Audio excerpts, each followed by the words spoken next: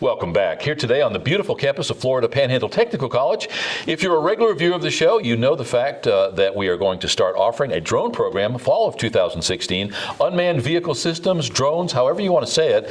At the end of the day, this is an opportunity. Last count, over 19,000 jobs being created in Northwest Florida alone, centered around drones. Here right now with Casey Sealock with Built Drones. Casey was one of the presenters at today's workshops. We're going to talk when we come back to Casey about what his business and he does for a living. More importantly, how these drones are integrating themselves into our everyday life, how they are making our life safer, sometimes cheaper to do the same jobs that heretofore it took real people in an unsafe environment to do, and just all of the opportunities in that drone field, something that we find exciting. Hopefully you will too. We'll be right back.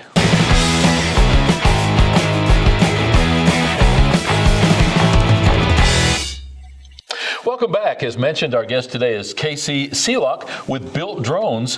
Thanks for taking the time. Thanks for being here on the campus today and presenting as you did. But more importantly, thanks for taking the time to meet with us right now. Oh, my pleasure. It's always a joy to get out and speak with people. There's so much about drones that people are either unsure of or unaware of or misinformed of in a lot of cases, that any opportunity for education or sharing or enlightenment, however you want to look at it, is a great way to get out and participate in the community. And I'm glad to hear you say the misinformation part, because there is a lot of ignorance, there's a lot of unsafe operation, and so I'd like to discuss some of those things. Drones, okay, when the average person up till a couple of years ago heard the word drone, they thought of that Predator drone overflying Iraq, Hellfire missiles, sure. Explosions. We've found, fast forward to today, that the drone industry probably singularly is one of the fastest growing industries that we're seeing today. Would you agree with that? Absolutely, I would agree with that.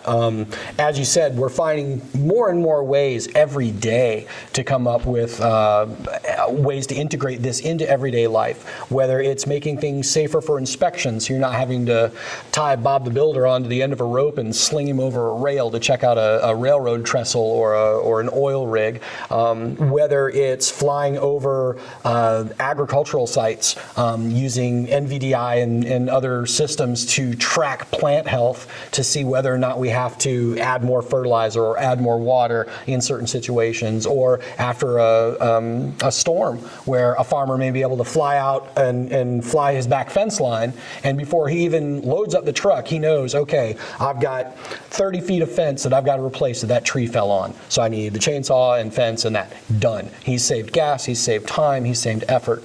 You look at a lot of, one of the presenters today works for a power company, and they were talking about scanning lines and scanning infrastructure and that sort of thing. And again, making it safer for people, as well as military. You brought up as a great idea, and another one of the presenters today brought what I think is great, coming from a military family myself, looking for situations where you can take the warfighter out of a dangerous situation. If you can replace it with a robot, if you can do that job and make it safer for a human life, by all means.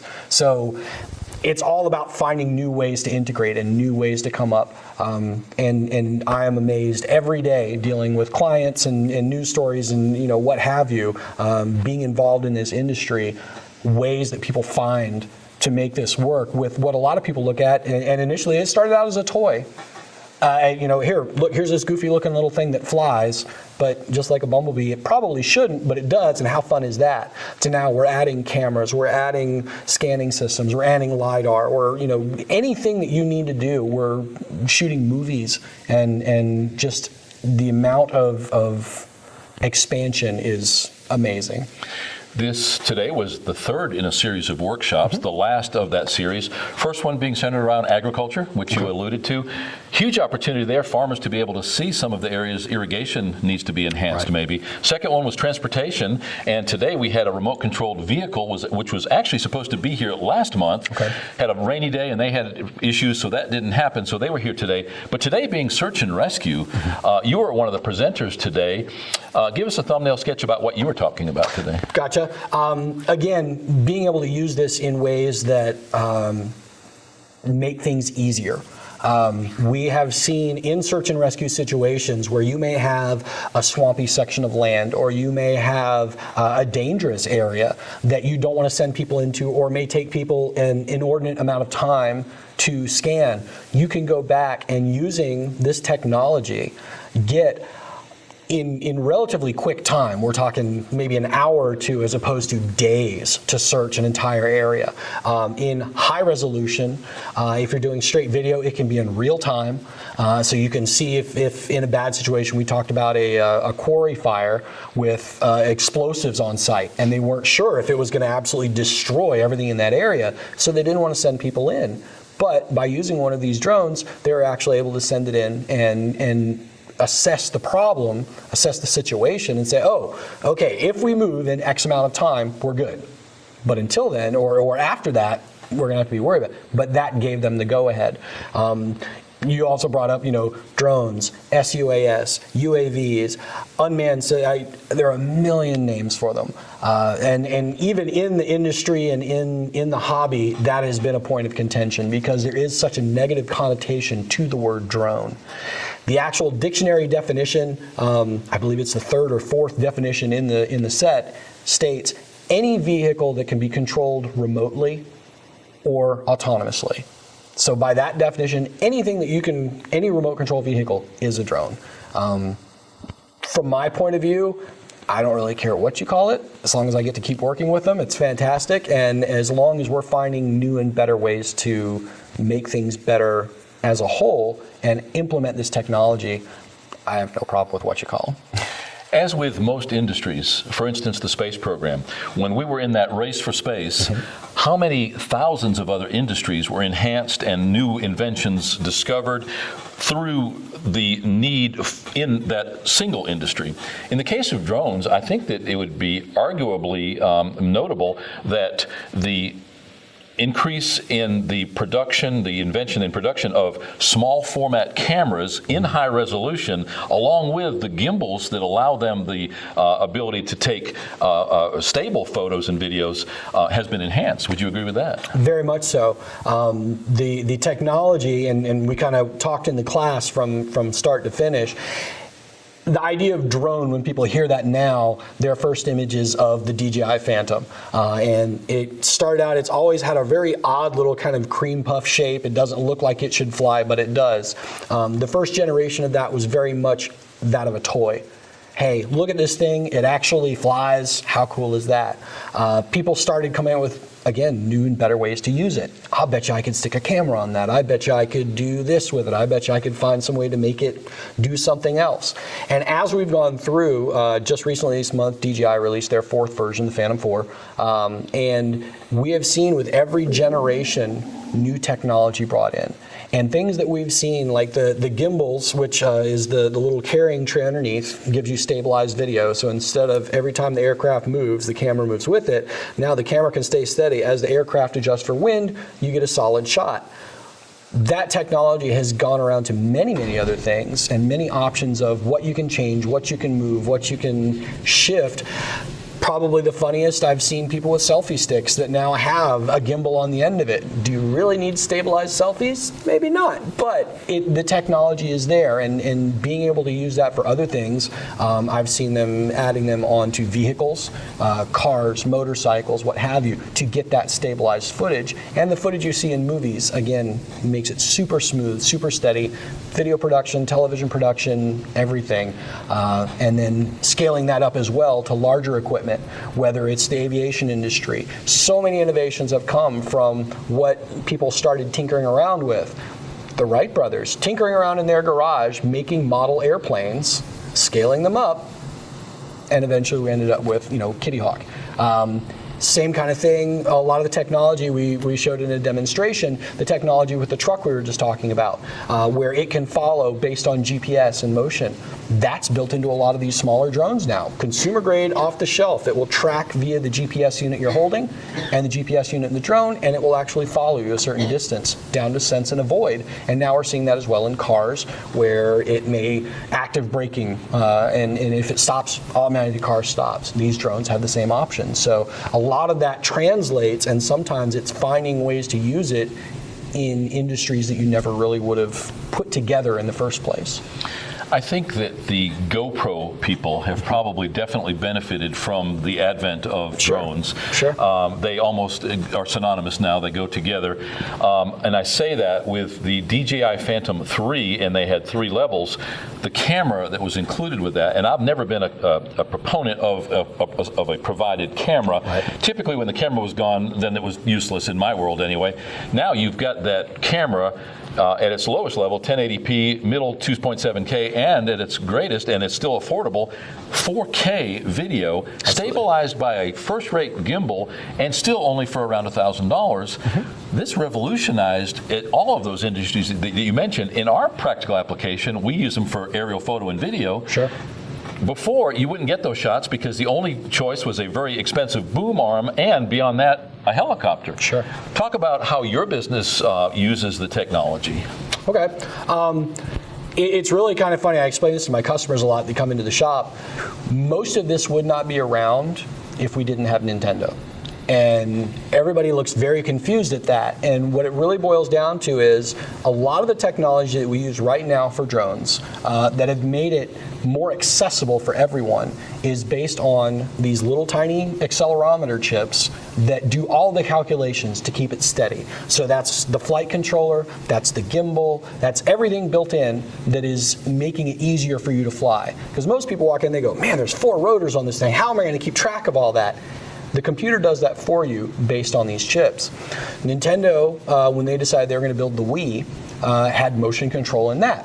The chips were incredibly expensive. So the units that you're looking at today, the Phantoms, the Inspire ones, things from 3D Robotics and other companies, as of today where they're $1,000, just 5-10 years ago, may have been closer to $10,000 or $20,000 because of those chips. So when they decided they needed those motion chips, they hired 6 or 7 companies to just flood the market with those chips, which dropped the price. And then now, as we're being integrated, people started like, oh, well, let's put those in cell phones. Let's put those in tablets. So all your little games that you're rolling stuff around and it reacts to your motion, that's from that chip. And finally, somebody had the idea, hey, let's put that into these systems. So now being able to get stable flight without having to go through, oh, how do I coordinate all this? It does it for you. It does all the processing. How do I get stable video? Because I don't want it shaky and on the tip of the spear and all that. Okay, well, we'll build this gimbal and it's going to balance out for you. And so then we're able to provide products, services, all using this technology to people who want it either for their own production or they don't want to get that involved with it and they want somebody to do it for them. We're able to either help them out with that or put them in touch with someone who can. One of the areas that involves as much misinformation as any, probably the most as far as I've been able to see, is the legalities involved. From FAA and their regulations, or lack of them, to the neighbor who has his drone shot out of the sky because that the other neighbor that shot the drone thinks that they were spying on their daughter who was sunbathing in the backyard. And it doesn't take long to do Google searches or go on YouTube to see all kinds of instances of really stupid things being done. I consider it sort of a Darwin Award in its own right. People in the center of Manhattan, New York, up 12, 15 floors, bouncing against windows. Yes. People flying in the proximity of airports. So there's a lot of stupid things that have spurred the overreaction in some cases. Talk briefly, if you will, about that overall legality for that hobbyist who has no desire to fly around an airport or to spy on anybody. He's not worried about confidentiality. Or that farmer who's got 10 acres and he just wants to be able to go out there once a day and see how the irrigation's doing. I understand you're not an attorney, so we're not going to hold you to anything. But as it pertains to your world and hopefully ours, give us a thumbnail sketch about how that legal process is now. I can sum up the entire conversation in 2 phrases: situational awareness and pilot responsibility. These 2 things are kind of the crux of all of that. I get customers that come in all the time and say, oh, well, I want something that I can just put up in the air and it's going to do everything and I don't have to do anything, so I can go off and do something else. That's not how this works. If you're flying, you are flying. If you are doing something else, you're doing something else. I get a lot of folks that come in. You're seeing a lot of technology that's coming out as far as drones that offer that kind of situation. Everybody wants to talk about the Lily drone.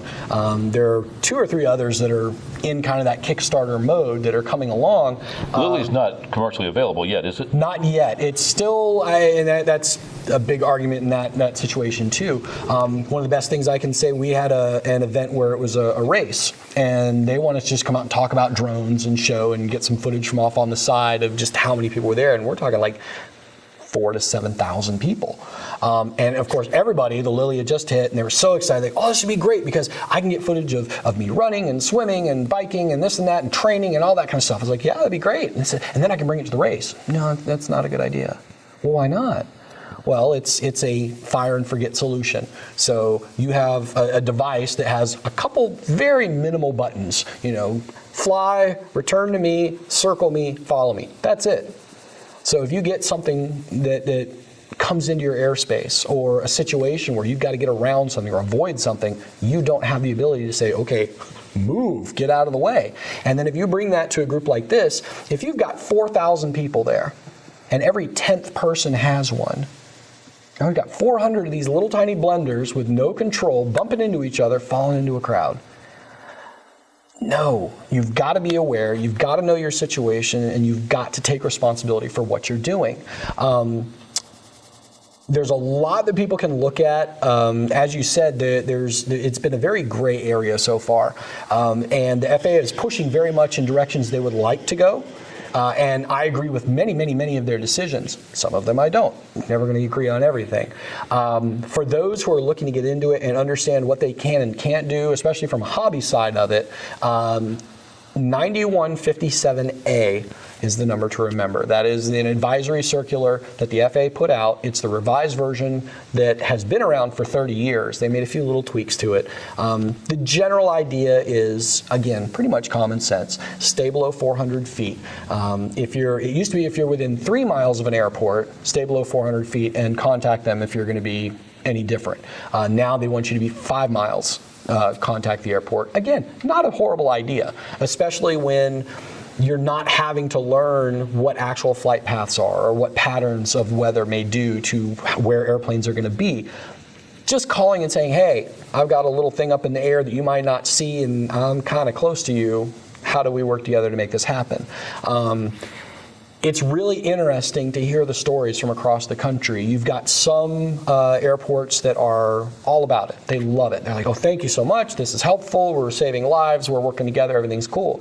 You've got some that are, I will never approve any of this in my airspace and don't even ask me. Call Homeland Security. Exactly. And then we've even seen some airports that have gone as far as to streamline the process and create an online service where you can just log in instead of having to call up, clog their phone lines, I won't say waste people's time, but take up their time when they could be doing other things, where you say, this is me, this is where I'm going to be for this long on this date, thanks. Boop, goes in. Now they can advise their aircraft of what's going on. So really the best way, especially for the hobbyist and even for commercial use of things, think about your flight. If anything rings a bell in your head of, somebody might not be happy about that, or I can see where that might be a problem, chances are it's better off not to do it. In some of the conversations we had today in the seminar and even some of the sidebars we had, it was brought up that chasing the shot is not always the best way to go. You may get a reputation for, that guy gets every shot and it's awesome and he does some really crazy stuff. At the same time, you get that same reputation that may not be exactly what you want.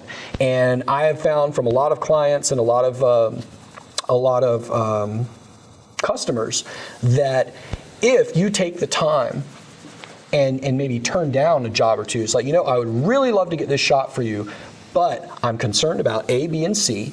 Here's the ramifications, and here's what might happen. Here's, what I think we should do instead. Or, I'm sorry, I can't be associated with that. And just as in anything in life, if you use a little bit of common sense, you probably have gone a long way to keeping yourself out of trouble. Sure. You don't have to go far, once again, on Facebook or YouTube to see people gashed in the head and people with cut fingers because they tried to catch their drone. It's self-inflicted, as it were, but you still hate to see that kind of things. And unfortunately, by posting that stuff, it increases that awareness that there are a bunch of idiots out there who are doing exactly what they should not be doing. That hasn't gone a long way toward improving the image of drones. Correct. And unfortunately, what you find is we're a very litigious society. Everyone is looking for someone to blame for something else. Oh, I can't believe that cut my finger. I'm going to sue the company. Well, you stuck your hand in it. And honestly, what I think we're looking at as far as why things are such a gray area and why they can't lock everything down, we've been working over 7 years now on trying to get regulations, and it still hasn't happened. We have to legislate to the lowest common denominator. So for every 100 operators out there, if they're doing the right thing and marking off landing zones and checking with local, air traffic and on, doing everything by the book, even though there is no book, you've got that one guy who does something dumb, and that's what people remember. You may look at some beautiful piece of footage and that'll stick with you for the rest of the day. Oh, I saw this beautiful shot of a beach and the sun was setting down over the water and the waves were rolling up and absolutely gorgeous. But you're going to see that video of the guy sticking his hand into a spinning prop for the next 2 weeks because everybody's sharing it. Just like any news source, if it bleeds, it leads. So the scariest, most dangerous stuff. Just last week, there was a report out of the UK. British Airways jetliner runs into drone on approach to Heathrow. Absolutely, it was a drone. Oh my gosh, this is terrible, and on and on and on. It landed. There was a check. There was absolutely no damage to the aircraft. Then they started saying, well, we're not sure what it was, but we're pretty sure it was a drone. Okay? But I mean, it was on CNN, it was on Fox, it was everywhere. Within about 4 days, the Minister of Transportation for the UK got up and said, yeah, so we're not really sure what it was, and chances are it could have even been a plastic bag. That went on page 12. Sure. But we hit a drone with no information, no verification. Page one everywhere. Look how dangerous this is. We had a similar situation in the U.S., I believe it was about a year ago now, where there was an airplane coming in. They hit something, had some damage on the aircraft, and swore up and down, it is a drone. Look at this footage. And there was a rubber boot that kind of came over the front end of the de-icing system on the wings, and there were some vertical slits in it. They said, absolutely, without a doubt, that is from a prop from a drone slashing into it. And those of us who fly drones said, well, that's sideways, so the drone had to be in a straight nosedive, which is not how these fly. They're not aerodynamic. You don't do the same motions and moves, so that doesn't make sense. And then they brought out somebody from Smithsonian Air and Space to study, and they said, hey, there's bird DNA in here. Like, there's blood and some skin that came from, you hit a bird. And all of a sudden that story went away.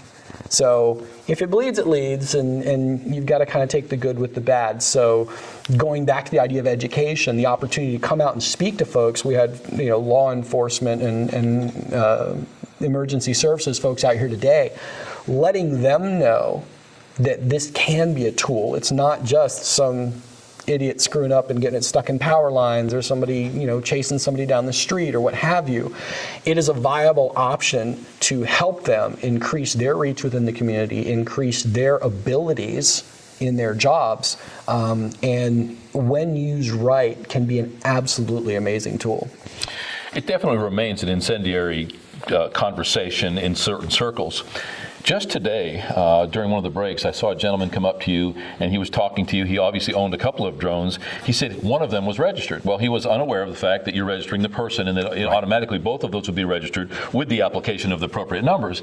But even as a drone operator, he was unaware that he was not registering the drone, but rather himself. So even at the level which we found ourselves today, which were people who were interested, who had done some research, who were even using them, still not quite sure of exactly what's going on. Sure, and to clarify that as well, from a hobbyist side, if you register once, that number goes, it doesn't matter if you have one drone or 5,000 drones. I think I'm up to 15 myself. But every single one of those has the same number on it. Whereas if you are commercial, and trying to run commercial and you're registering commercially, each aircraft is individual. And it's been very interesting from the standpoint of Congress initially said, okay, FAA, deal with commercial stuff because that's what you're there for. Leave the hobbyists alone.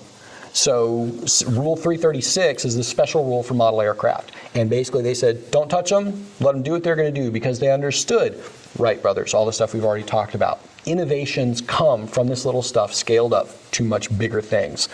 We're falling behind. Leave them alone, let them do their thing. And so they go to regulate the actual commercial side of things. To a lot of us, that doesn't make a lot of sense. Obviously, there needs to be some free space to play within the hobby side of things. But a commercial person who has, say, a $10,000, $15,000, $20,000 drone with cameras and everything else on it and has 12 jobs lined up, they're not going to do anything to put that drone at risk because they need it for the next several jobs. That's what's putting food on the table. They're going to be more careful about what they're doing. And some legislators go, oh, no, they're going to do anything they can to get a dollar. I don't really see it that way. I really think it's the opposite way.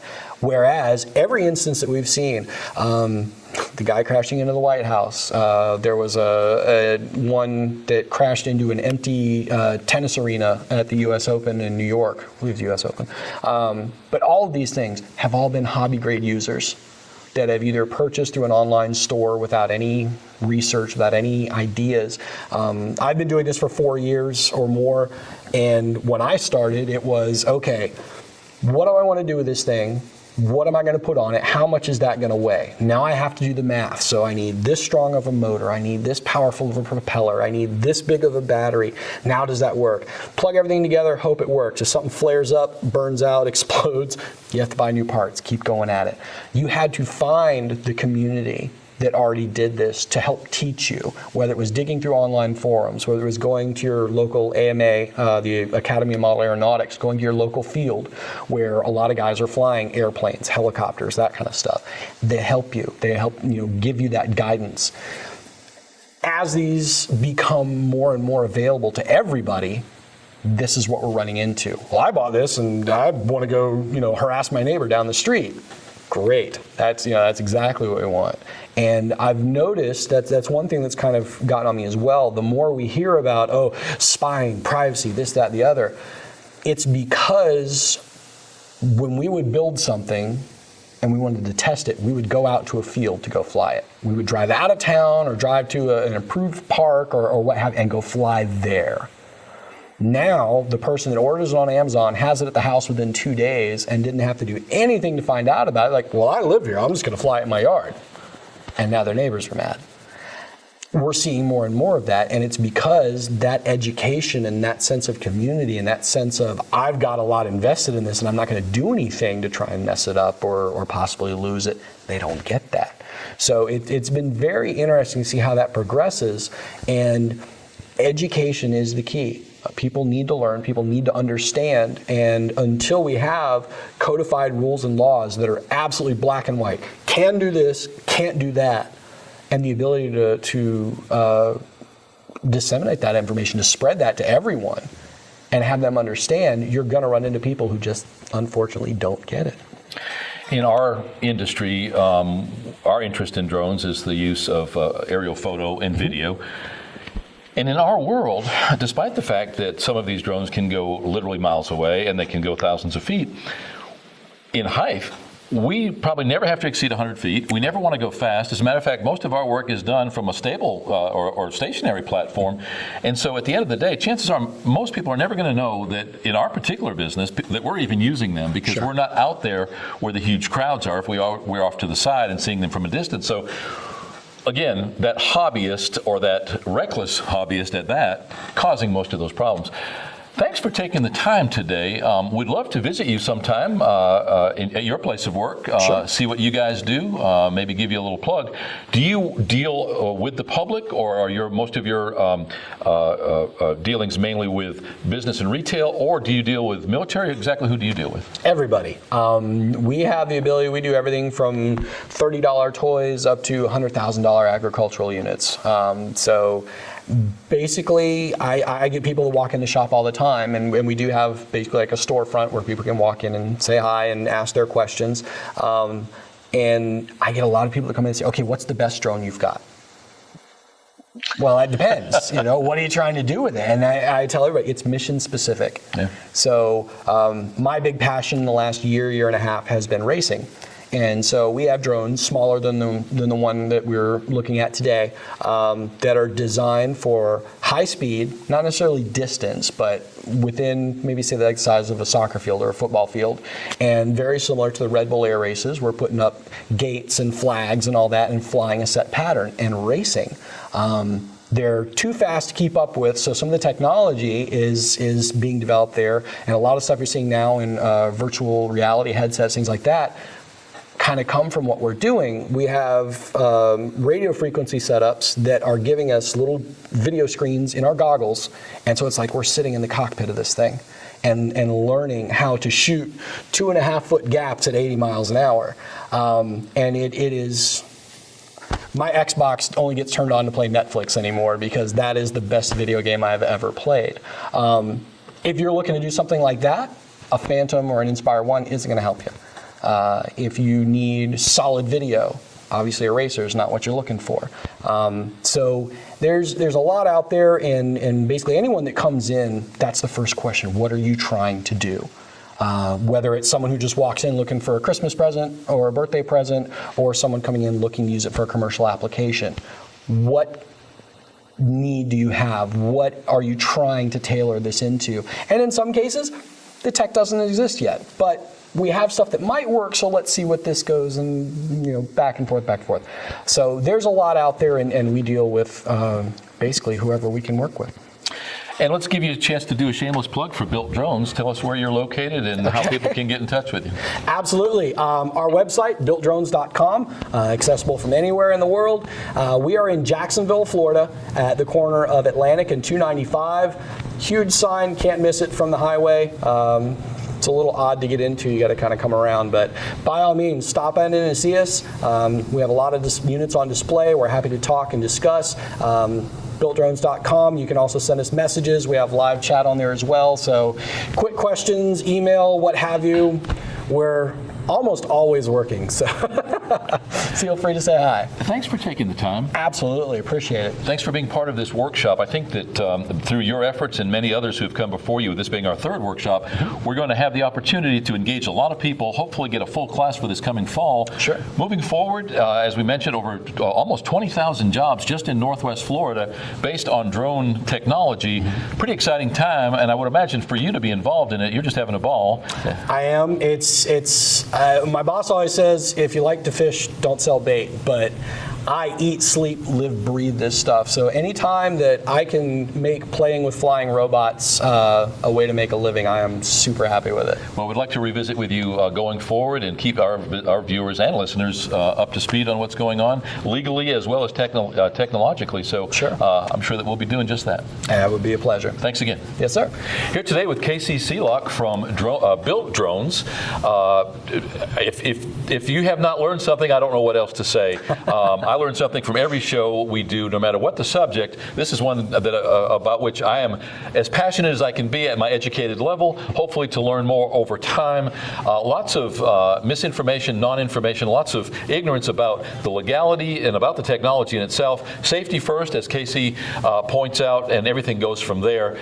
Don't forget, coming in the fall of 2016, right here on the campus of Florida Panhandle Technical College, brand new drone program, lots of opportunities to retool your life. A career in a year is our motto here. No matter what the over 40 degree and certification program you become involved in this case, drones, arguably one of the most exciting subjects about which we've talked recently. Hopefully you feel the same way too. We'll be right back.